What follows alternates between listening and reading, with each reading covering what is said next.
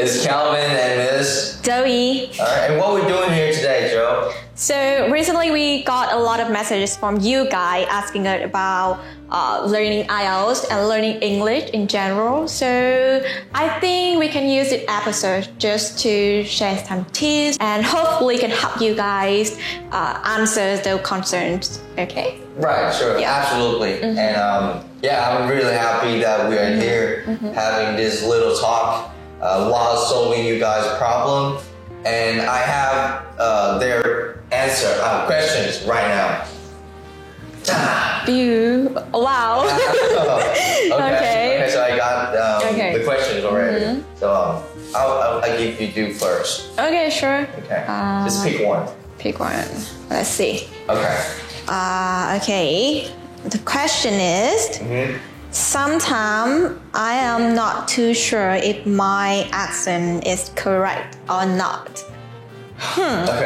Okay, interesting. I don't know about you. Okay. Yeah. Let me do it first. Okay, so sure. I don't know about you, but a lot of people, a student, English learner, they're always afraid of their accent. I'm talking about accent, right? So to me, accent is not that, the big of the deal, but you don't have to have a American English accent or whatever accent. The point, the top of the list is to pronounce the words or sentences correctly. How about you? Yeah, totally agree. I also, this was also one of my concerns when I first starting learning English. So at first that was why it lowered my self-esteem and we're not too confident to speak English to others, especially with foreigner, because I'm afraid that they might laugh at my accent and all. But I think what is more important is your pronunciation and how you use the language. If you use it correctly, and it's totally fine.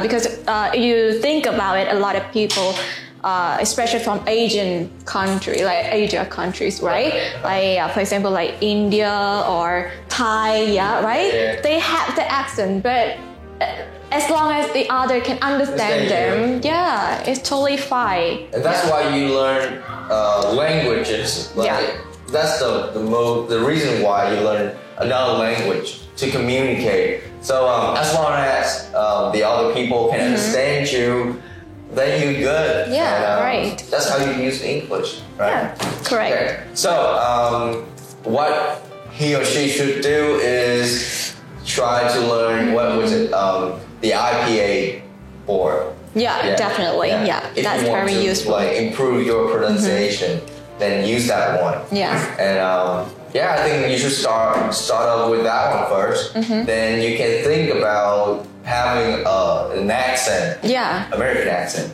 Yeah, and for you is for me is now a little bit of British and a little bit of American sometimes, I don't know, but like I said, the accent is not that important, Right. Yeah, it depends on each person.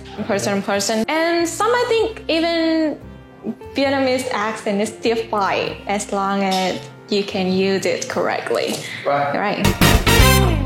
So that's for the first question. Now moving on to the second one. Okay. So this is my turn, right? Okay. So the question is, I think I'm too old to learn IELTS. I'm not sure how you define old, but I guess they mean like we'll grow up, like working. Okay, so I think it's totally fine if you are working and you are learning English, because I know a lot of people who are also balancing their working life and also at the same time learning English very well. And I think, it's totally fine. It's never too late to do something, and especially to pick up a language. It's never too late, right? Right. So, you got the point.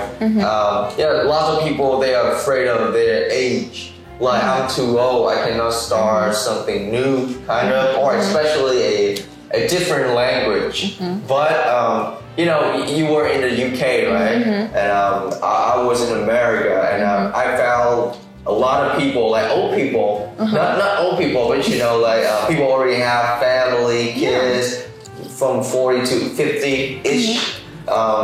They are all fresh off the boat, like they don't even know English. But because they were in America, right? So their environment is always speaking in English.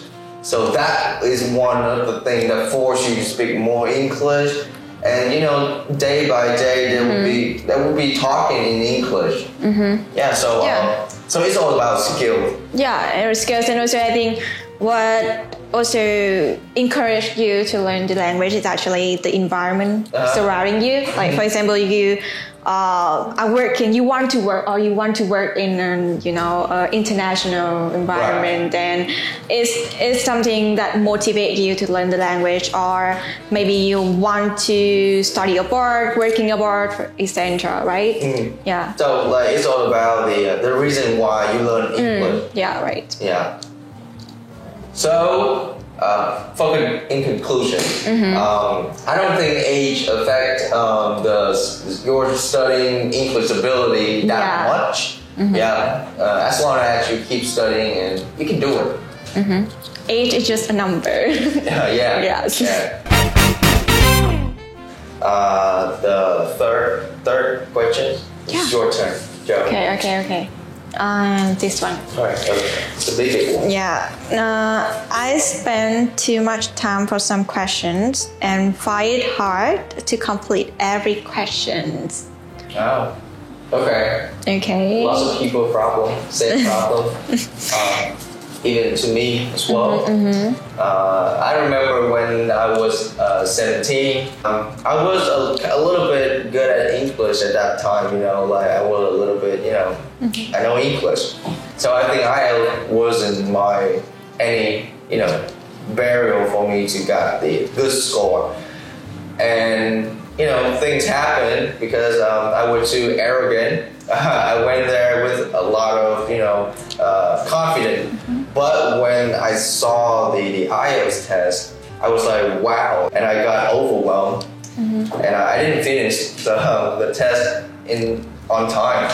So I think that you guys should really care about the time you are doing the test. How about you? Yeah, the same thing, but I was luckier than you. The same thing when I first took my IELTS exam, I was just about to graduate in uni. So at that time, I was quite confident about my English as well, you know. And so I thought that I just wing it, and it's just a test, it's just an English test, right? How hard could it be?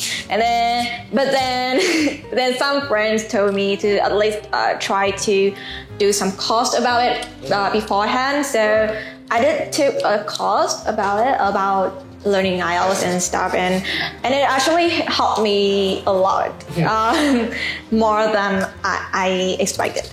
So it more than just it's not only teaching you about English and grammar and vocabulary. It's more about how to do the test, like how to prepare for the test, and especially time management, like here in for the questions.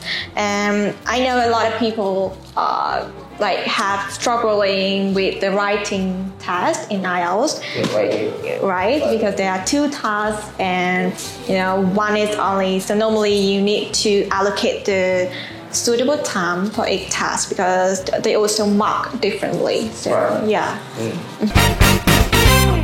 All right. So now is the last question, the last one, guys.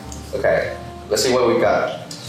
My mind went blank during the test. Wow. I'll let you go first. Okay.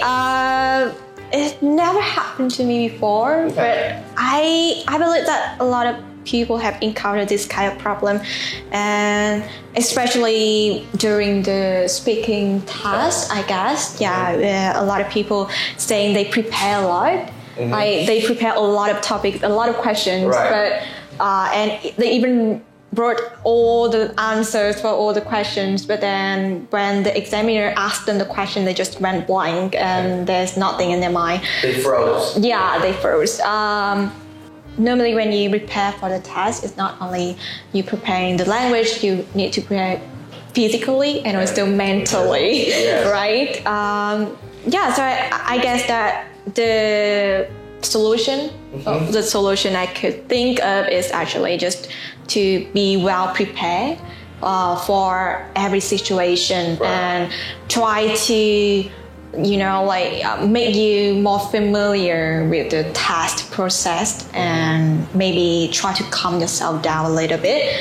Right. Yeah. What about you? I think I feel those people who are having this kind of problem, because me myself is usually I lose my concentration. If I'm getting too much information, my head just went out of space. Like it just go get blank. Like I cannot even think of what I'm doing, like where I am. And then sometimes I was like that ridiculous. I was like, what I'm doing here? Yeah, but I need to get myself together. And this is very dangerous though, because it hits you guys hard. If you don't have good mental, you will not doing the test as well as you want.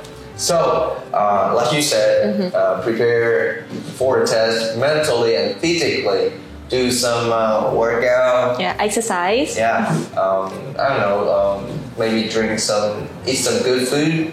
Even when you got a hard question on speaking test or whatever, try to make it sound better and calm down yourself. Well, Joe, I think that's all the questions that we have today. Yes. Do you have any words for the audience?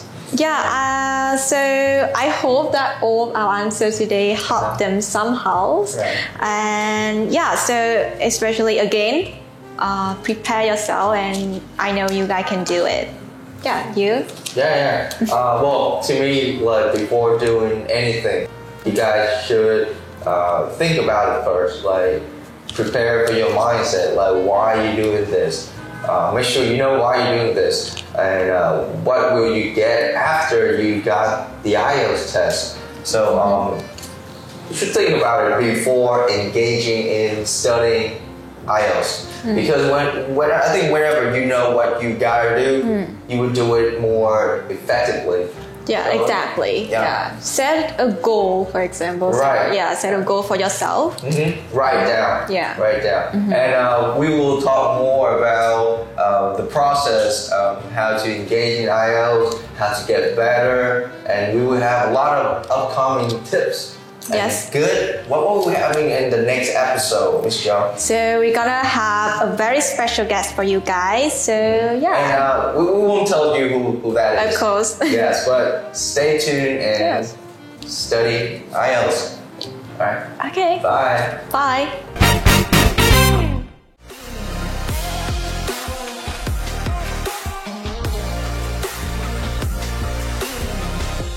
IELTS Fighter, tiên phong phổ cập IELTS cho người Việt.